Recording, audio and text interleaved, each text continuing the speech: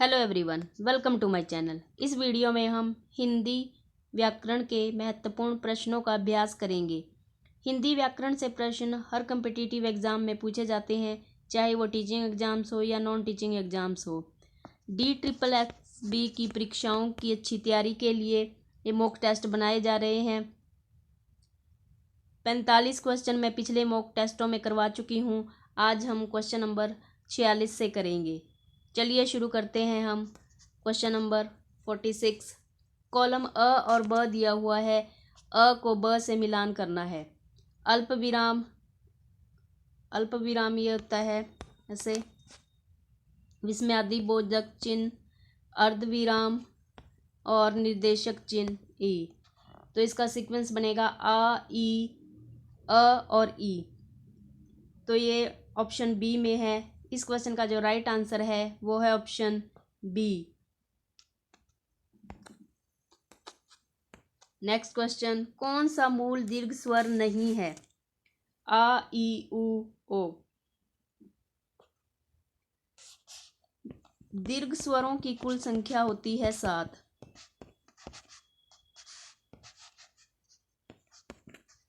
इनमें से बड़ा आ, बड़ी ई और बड़ा ऊ, ये होते हैं 3 मूल दीर्घ स्वर और इन्हें सजातीय स्वर भी कहते हैं।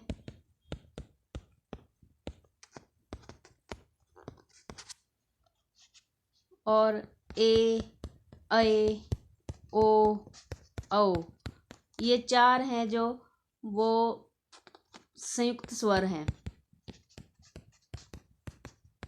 इन्हें विजातीय स्वर भी कहते हैं।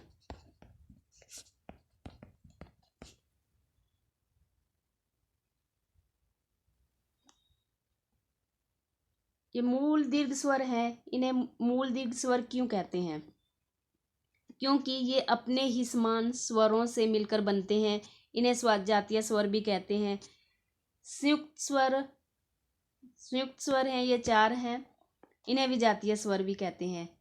जो संयुक्त स्वर हैं वो ए बनता है अ प्लस ई से मिलकर, ए बनता है अ प्लस ए से, ओ बनता है अ प्लस ऊ से और बड़ा ओ बनता है अ प्लस ओ के मेल से।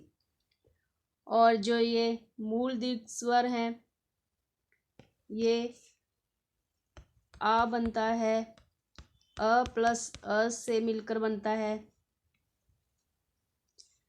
ई बड़ी बनती है ई प्लस ई से और ऊ बनता है ऊ प्लस ऊ से। इस क्वेश्चन का जो राइट आंसर है वो है ऑप्शन डी, ओ। ओ मूल दीर्घ स्वर नहीं है। अ, ई, उ ये दीर्घ स्वर होते हैं। नेक्स्ट क्वेश्चन, निम्नलिखित में से कौन सा संयुक्त स्वर है? अभी मैंने पिछले क्वेश्चन में बताया है, ये संयुक्त स्वर होता है ए, ओ, औ। इस क्वेश्चन का जो राइट आंसर है वो है ऑप्शन डी, ए, ओ, औ ये संयुक्त स्वर है। नेक्स्ट क्वेश्चन, अर्धविवृत स्वर है उ, ए, आ, ए। तालु की स्थिति के आधार पर स्वर 4 प्रकार के होते हैं। संवृत स्वर, अर्ध संवृत स्वर,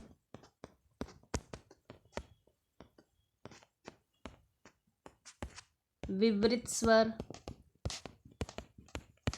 अर्धविवृत स्वर।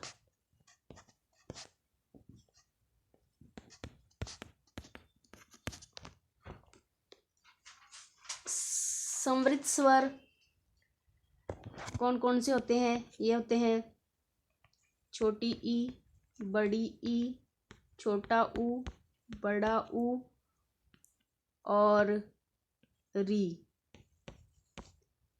ये होते हैं संवृत स्वर।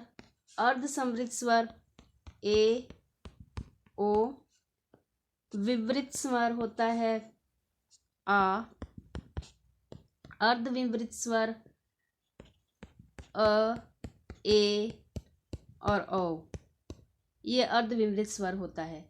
इस क्वेश्चन में पूछा है कि अर्धविवृत स्वर कौन सा है। इस क्वेश्चन का जो राइट आंसर है वो है ऑप्शन बी, ए अर्धविवृत स्वर है। और उ, आ, ए ये संवृत स्वर है। नेक्स्ट क्वेश्चन, भाषा विज्ञान की दृष्टि से उ किस प्रकार का स्वर है। उ पश्चय स्वर है, तो ये अग्र स्वर वाले ऑप्शन तो कट गए।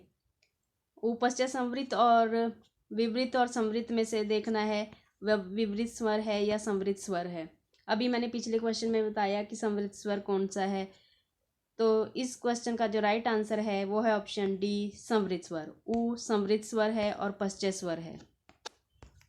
नेक्स्ट क्वेश्चन, ओठों की आकृति के आधार पर निम्नलिखित में से कौन सा अवृतमुखी स्वर है। होठों की स्थिति के आधार पर स्वरों के दो भेद हैं, एक है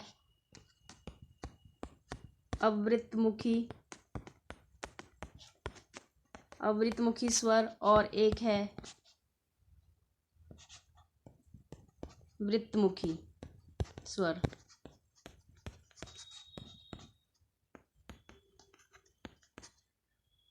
अवृतमुखी स्वर होते हैं अ, आ, छोटी ई, बड़ी ई, री, ए, ऐ, ये अवृतमुखी स्वर होते हैं। और विवृतमुखी स्वर होते हैं छोटा ऊ, बड़ा ऊ, ओ और औ। और इसमें अंग्रेजी शब्दों को लिखने वाले अ शब्द होता है एक, ये विवृतमुखी स्वर के अंतर्गत आता है। ऑप्शन देखते हैं, ई अवृतमुखी स्वर है, उ वृत्तमुखी स्वर है, बड़ा ओ भी विवृतमुखी स्वर है और उ भी विवृतमुखी स्वर है। इस क्वेश्चन का जो राइट आंसर है वो है ऑप्शन ए, ई, ये अवृतमुखी स्वर है ई। बाकी बी, सी, डी ये तीनों ही ऑप्शन वृत्तमुखी स्वर हैं। नेक्स्ट क्वेश्चन, ए के उच्चारण में डैश और डैश की सहायता ली जाती है। रिक्त स्थान हेतु सही विकल्प चुनें। सबसे पहले देखते हैं कि ए बनता कैसे है, ए किन वर्णों के योग से बनता है। तो ए बनता है अ प्लस ए से, और ए बनती है अ प्लस ई के योग से। तो अ का उच्चारण स्थान कंठ है और ई का उच्चारण स्थान तालु है। तो कंठ और तालु किस ऑप्शन में है, ये है ऑप्शन सी में। इस क्वेश्चन का जो राइट आंसर है वो है ऑप्शन सी, कंठ तालु। नेक्स्ट क्वेश्चन, वर्णमाला का कौन सा अक्षर पुल्लिंग नहीं है। मैंने लिंग की वीडियो में पुल्लिंग और स्त्रीलिंग वर्णों को कैसे पहचानते हैं, कौन कौन से अक्षर पुल्लिंग हैं, कौन कौन से अक्षर स्त्रीलिंग हैं, अगर आपने वो वीडियो नहीं देखी है तो वो वीडियो एक बार ज़रूर देखें। ऑप्शन देखते हैं, ज और अ ये पुल्लिंग शब्द हैं, च और ट ये भी पुल्लिंग शब्द अक्षर हैं, ई और ई ये स्त्रीलिंग हैं, अ प पुल्लिंग है। इस क्वेश्चन का जो राइट आंसर है वो है ऑप्शन सी, ई, ये पुल्लिंग नहीं है, ये स्त्रीलिंग है। नेक्स्ट क्वेश्चन, किस शब्द में री स्वर नहीं है। कृपा, कृष्ण, दृष्टि, क्रम। कृपा का वर्ण विच्छेद करेंगे तो क प्लस री प्लस प प्लस अ। कृष्ण का वर्ण विच्छेद करेंगे तो क प्लस री प्लस श प्लस ण प्लस अ। दृष्टि का वर्ण विच्छेद करेंगे द प्लस री प्लस श प्लस र प्लस ई। क्रम का वर्ण विच्छेद करेंगे क प्लस र प्लस अ प्लस म प्लस अ। तो री कृपा में री है, कृष्ण में री है, दृष्टि में री है, लेकिन क्रम में री नहीं है। तो इस क्वेश्चन का जो राइट आंसर है वो है ऑप्शन डी क्रम। क्रम में री स्वर नहीं है। नेक्स्ट क्वेश्चन, निम्नलिखित में से कौन कौन से शब्द री की मात्रा का उपयोग हुआ है? क्रिया में री का मात्रा का प्रयोग नहीं हुआ है, वर्षा में भी नहीं हुआ है, रिपु में भी नहीं हुआ है, वृष्टि में री की मात्रा का उपयोग हुआ है। इस क्वेश्चन का जो राइट आंसर है वो है ऑप्शन डी वृष्टि। नेक्स्ट क्वेश्चन, हिंदी शब्दकोश में किसके बाद क आता है? ये वेरी वेरी इंपॉर्टेंट क्वेश्चन है। अक्सर ऐसे एग्जाम में पूछ लिए जाते हैं जो टीजीटी पीजीटी में। शब्दकोश में सबसे पहले आता है अंग, उसके बाद ये, उसके बाद इसी प्रकार ऐसे क्रम चलता है अ, फिर आ, ई, बड़ी ई, ऊ, बड़ा ऊ, री, ए, बड़ी ए, ओ, औ, फिर क, फिर उसके बाद क्ष आता है, क के बाद क्ष, फिर ख, फिर ग, फिर घ, अड़, च, छ, ज। तो इसी प्रकार क्रम चलता रहता है। इस क्वेश्चन में पूछा है कि शब्दकोश में किसके बाद क आता है, तो वो आता है ओ के बाद। इस क्वेश्चन का जो राइट आंसर है वो है ऑप्शन बी ओ, क के बाद ओ आता है। नेक्स्ट क्वेश्चन, हिंदी शब्दकोश में शब्दों का सही क्रम है। क्रम का वर्ण विच्छेद करेंगे हम। क्रम का वर्ण विच्छेद क र प्लस अ प्लस म प्लस अ। क्रम का वर्ण विच्छेद करेंगे क प्लस अ प्लस र प्लस म प्लस अ।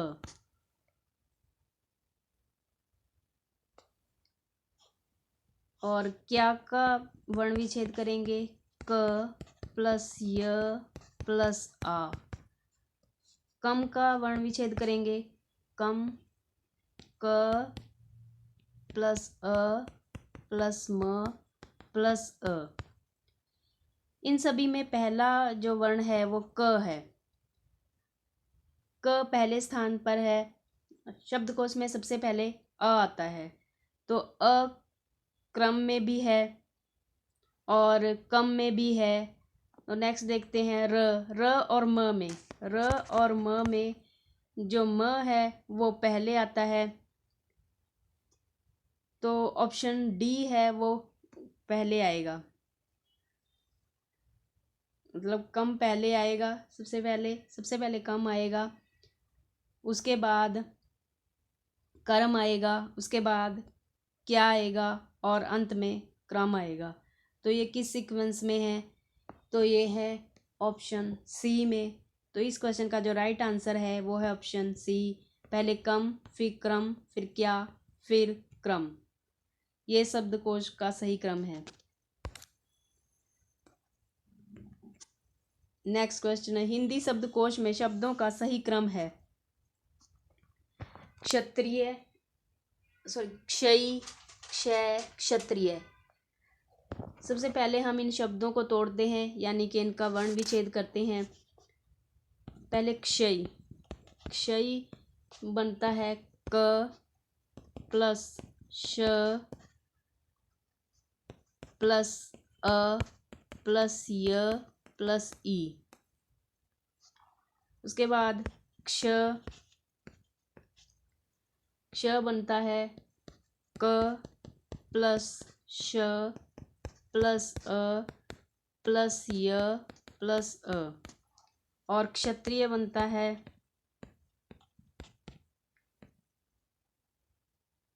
ये बनता है क प्लस श प्लस अ प्लस त प्लस र प्लस ई प्लस य प्लस अ। तो इन तीनों में सबसे पहले क है, क सबसे पहले है इन तीनों में, और फिर श है और फिर अ है। तो अगला देखते हैं य और त में,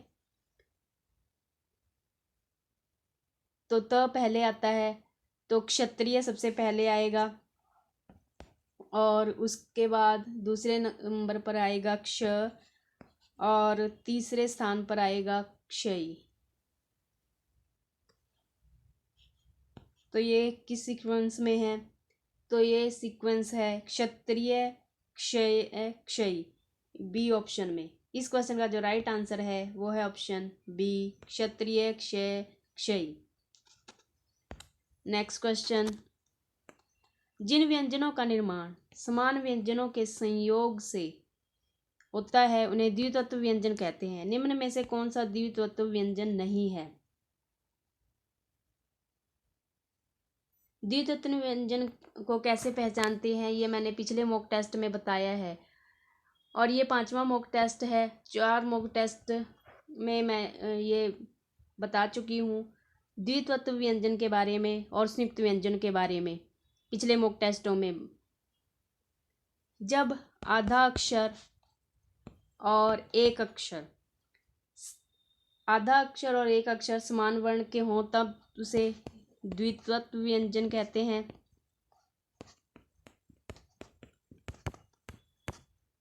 इसे ही द्विगुण व्यंजन भी कहते हैं।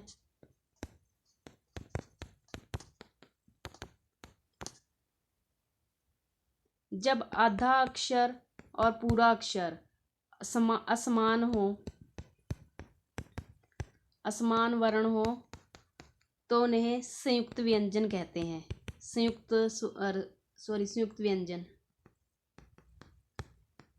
व्यंजन। ये आधा अक्षर पूरा अक्षर लेकिन समान हो तब द्वितत्व व्यंजन, असमान हो तब संयुक्त व्यंजन। ऑप्शन देखते हैं। मक्का चक्की, इसमें आधा क है पूरा क है। इसमें चक्की में भी आधा क है पूरा च है, लेकिन ये समान वर्ण है। ऑप्शन बी कच्चा सच्चा, इसमें च आधा च है आधा पूरा च है दोनों में, तो ये भी समान व्यंजन है, तो ये द्वितत्व व्यंजन है। लड्डू गड्ढा में दोनों ड है, एक आधा एक पूरा, तो ये भी समान वर्ण है, तो द्वितत्व व्यंजन है। अल्प स्वल्प, इसमें आधा ल है और पूरा प है, तो ये असमान वर्ण है, तो ये संयुक्त व्यंजन है। इस क्वेश्चन का जो राइट आंसर है वो है ऑप्शन डी, संयुक्त व्यंजन। अल्प स्वल्प द्वितत्व व्यंजन नहीं है, बाकी ये तीनों द्वितत्व व्यंजन है। ऑप्शन ए, बी और सी द्वितत्व व्यंजन है, और ऑप्शन डी ये द्वितत्व व्यंजन नहीं है बल्कि संयुक्त व्यंजन है। नेक्स्ट क्वेश्चन, जिन ध्वनियों के संयोग से शब्द का निर्माण होता है उन्हें कहते हैं। जिन ध्वनियों के संयोग से शब्द का निर्माण होता है उन्हें स्वनिम कहते हैं। स्वनिम स्वन धातु से बना है।